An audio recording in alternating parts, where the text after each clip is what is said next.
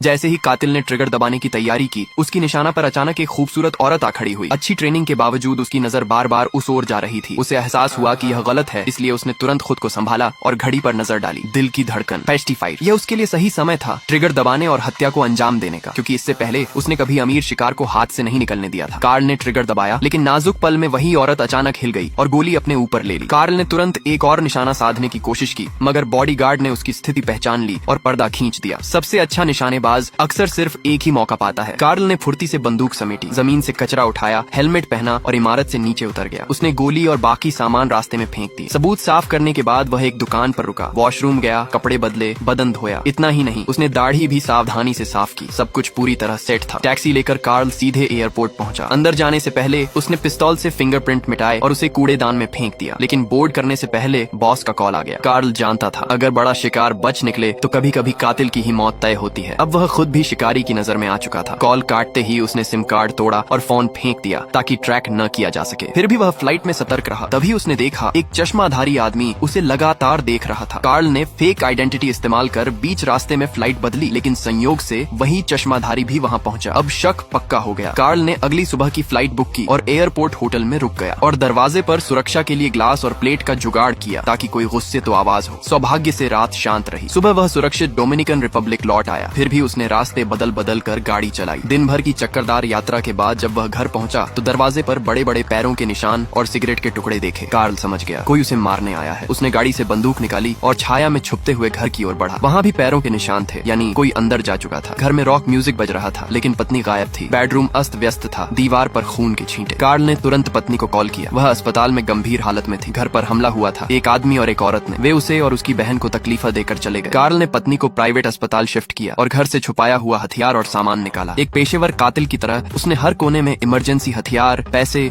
और सामान छुपा रखे थे। अब उन सबको निकालने और जवाब देने का समय था। खेल अब शुरू हो चुका था।